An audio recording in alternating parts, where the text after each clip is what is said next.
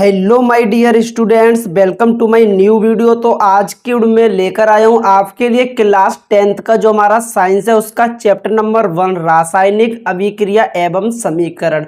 जो हमारा chapter number 1 है उसका मैं आज की वीडियो में एक मोस्ट इंपॉर्टेंट टॉपिक लेकर आया हूँ। अगर आप इस टॉपिक को तैयार कर लोगे तो किसी ना किसी सेट में यहाँ पर आपसे 1 या 2 नंबर में क्वेश्चन बन सकता है। तो जैसा कि आप लोगों को पता है कि जो हमारा साइंस चैप्टर नंबर 1 है वो मैंने ऑलरेडी यहाँ पर आधे से ज़्यादा फिनिश करा रखा है। अगर आपने पिछले लेक्चर को नहीं देखा है तो उसका लिंक वीडियो के डिस्क्रिप्शन में मिल जाएगा। साथ ही साथ मैंने प्लेलिस्ट बना दिया है, वहाँ से जाकर आप चैप्टर नंबर 1 के जितने भी मोस्ट इंपोर्टेंट टॉपिक है सभी को मैंने करा रखा है। प्लेलिस्ट पर जाकर सभी को कवर कर लेना। और आज की वीडियो में जो हमारे टॉपिक इंपोर्टेंट होने वाले, पहला टॉपिक है ऑक्सीकरण अभिक्रिया। इसी के साथ में एक पूछा जाता है अपचयन अभिक्रिया। इन दोनों अभिक्रियाओं में से बोर्ड एग्जाम में आपके लिए यहाँ पर 1 या 2 नंबर का सवाल बन सकता है। तो चलिए आज की इस वीडियो की शुरुआत करते हैं। तो जैसा कि हमारा यहाँ पर ऑक्सीकरण अभिक्रिया बिल्कुल सरल शब्दों में आपके लिए लिख कर लाया हूँ।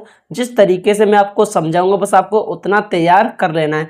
तो जो हमारा ऑक्सीकरण अभिक्रिया है वो क्या हो जाएगा, वह अभिक्रिया जिसमें ऑक्सीजन का योग होता है, वह अभिक्रिया जिसमें ऑक्सीजन का योग तथा हाइड्रोजन का वियोग होता है उसे ऑक्सीकरण अभिक्रिया कहते हैं। यानी कि कहने का मतलब यह है कि ऐसी रिएक्शन जिसमें ऑक्सीजन जुड़ेगा और जो हाइड्रोजन है वो उसका त्याग होगा, यानी कि हाइड्रोजन जो है निकलेगा, उसे हम ऑक्सीकरण अभिक्रिया कहते हैं। और साथ ही इसका जो बोर्ड एग्जाम में सबसे ज़्यादा उदाहरण पूछा जाता है, जितने भी मैं एग्जाम्पल्स लाया हूँ सभी को आपको तैयार कर लेना है। तो जैसे कि इसका उदाहरण हो जाएगा मैग्नीशियम और ऑक्सीजन। जब ये दोनों आपस में मिलकर क्रिया करते हैं तो यहाँ पर मैग्नीशियम ऑक्साइड प्राप्त होता है। क्योंकि यहाँ पर मैंने आपको बताया कि ऑक्सीजन का यहाँ पर योग होता है, तो यहाँ पर मैग्नीशियम एक हमारा अलग धातु और ऑक्सीजन अलग धातु, तो ये दोनों मिलेंगे तो मैग्नीशियम ऑक्सीजन मैग्नीशियम ऑक्साइड बन जाएंगे। यहाँ पर ऑक्सीजन का योग हो जाएगा। तो यहाँ पर मैंने 2 लगा रखा है, यहाँ पर भी 2 लगा रखा है, ताकि ये दोनों जो अभिक्रियाएं ये अभिक्रिया संतुलन में रहे। अगर आपको समीकरण को संतुलित करना नहीं आता है तो उसके ऊपर मैं वीडियो बहुत ही जल्द लाने वाला हूँ, तो चैनल को सब्सक्राइब कर लेना। साथ ही साथ जितने भी लोग नए आए हो उनसे निवेदन है कि चैनल को सब्सक्राइब करना, क्योंकि इस चैनल पर आपको कंप्लीट तैयारी करवाई जा रही है। बोर्ड एग्जाम की जितने भी सभी इंपॉर्टेंट टॉपिक है सभी टॉपिक को कवर किया जाएगा। तो यहाँ पर जो है हमारा मैग्नीशियम ये हो जाएगा ऑक्सीजन, जब ये दोनों रिएक्शन करेंगे तो मैग्नीशियम ऑक्साइड बन जाएगा। इसको जो बोला जाता है MgO, इसको बोला जाता है मैग्नीशियम ऑक्साइड। इसको किस तरीके से लिखते हैं, मैग्नीशियम ऑक्साइड, इसको बोला जाता है MgO मैग्नीशियम ऑक्साइड। उसके बाद यहाँ पर ये O2 है, इसको बोला जाता है ऑक्सीजन। उसके बाद जो Mg है उसको बोला जाता है यहाँ पर मैग्नीशियम। जो Mg है उसको मैग्नीशियम कहते हैं। जब मैग्नीशियम ऑक्सीजन के साथ अभिक्रिया करता है तो मैग्नीशियम ऑक्साइड हमें प्राप्त होता है। इस अभिक्रिया को ऑक्सीकरण अभिक्रिया कहते हैं। उसके बाद जो हमारा नेक्स्ट है अपचयन अभिक्रिया। जो ऑक्सीकरण अभिक्रिया उसका बिल्कुल उल्टा होता है अपचयन अभिक्रिया। तो अपचयन अभिक्रिया क्या हो जाएगा, वह अभिक्रिया जिसमें हाइड्रोजन का योग होता है। इसमें किसका योग होता है, हाइड्रोजन का। और ऑक्सीकरण अभिक्रिया में किसका योग होता है, ऑक्सीजन का, बिल्कुल अपोजिट है इसका।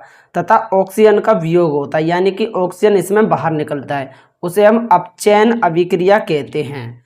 ऐसी अभिक्रिया जिसमें हाइड्रोजन का योग होता है तथा ऑक्सीजन बाहर निकलती है उसे अपचयन अभिक्रिया कहते हैं। जैसे कि एक एग्जाम्पल मैंने ले रखा है, कॉपर ऑक्साइड और प्लस में हाइड्रोजन गैस ले रखी है। अगर ये दोनों आपस में मिलकर क्रिया करते हैं तो यहाँ पर कॉपर एक हमारा अलग हो जाता है और जो जल अलग निकल जाता है, यानी कि जो हमारा ऑक्सीजन है वो बाहर निकल जाता है, H2O यानी कि जल बन जाता है। जो ऑक्सीकरण अभिक्रिया है उसमें ऑक्सीजन यहाँ पर जुड़ता है, जैसे कि मैग्नीशियम और ऑक्सीजन हो गए, इन दोनों का रिएक्शन हुआ तो यहाँ पर मैग्नीशियम ऑक्साइड बन गया। और जो नीचे वाली है उसमें क्या होता है, ऑक्सीजन बाहर चला जाता है, यानी कि जो यहाँ पर जो ऑक्सीजन है वो बाहर आ जाएगा, H2O बन जाएगा। तो इसको जो Cu होता है इसको कहते हैं कॉपर, Cu को बोला जाता है कॉपर। और जो H2O है ये होता है हमारा जल, यानी कि पानी होता है। उसके बाद CuO है, इसको बोला जाता है कॉपर ऑक्साइड। अगर आपको यहाँ पर साइंस के जो इम्पोर्टेंट जो सूत्र होते हैं वो आपको नहीं पता है तो आप मेरे पास कमेंट करना, मैं उसके ऊपर भी वीडियो ला दूंगा। जितने भी आपके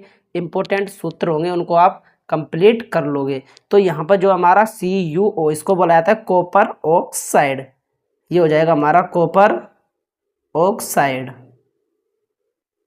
और जो H2 है ये हो जाएगी हमारी हाइड्रोजन, H2 हो जाएगी हमारी हाइड्रोजन। यहाँ पर मैंने आपको बताया कि ऑक्सीजन का इसमें वियोग होता है, यानी कि ऑक्सीजन है इसमें बाहर निकलती है और कॉपर ओनली अकेला रह जाता है यहाँ पर। तो इस तरीके से ये जो हमारे 2 टॉपिक कवर हो जाते हैं, ऑक्सीकरण अभिक्रिया और अपचयन अभिक्रिया। इससे पहले जितने भी यहाँ पर संयोजन अभिक्रिया, वियोजन अभिक्रिया, विस्थापन अभिक्रिया, द्विविस्थापन अभिक्रिया, ऊष्माक्षेपी अभिक्रिया, ऊष्माशोषी अभिक्रिया, जितने भी इम्पोर्टेंट अभिक्रियाएं सभी के ऊपर मैंने वीडियो ला दिया है। वीडियो के डिस्क्रिप्शन में आपको सभी का लिंक मिल जाएगा, साथ ही साथ यहाँ पर प्लेलिस्ट भी बना दिया है, वहाँ से जाकर आप जो चैप्टर को अच्छे तरीके से कवर कर सकते हो। साथ ही यहाँ पर जितने लोग नए आए हो उनसे मेरा निवेदन है कि इस चैनल को सब्सक्राइब कर लेना, क्योंकि अगर आप इस चैनल को सब्सक्राइब कर लेते हो तो यहाँ पर जो आपको 6 सब्जेक्ट का कंप्लीट तैयारी यहाँ पर आपको करवाया जा रहा है। जितने भी सभी आपके सब्जेक्ट होंगे सभी के ऊपर वीडियो बहुत ही जल्द आएगा और समय से पहले जो आपका सिलेबस कवर कर दिया जाएगा, वो भी मोस्ट इम्पोर्टेंट टॉपिक के साथ। तो आई होप आज की वीडियो कैसा लगा। अगर वीडियो पसंद आए वीडियो को लाइक करना, जितने भी लोग नए आए हो चैनल को सब्सक्राइब जरूर करना।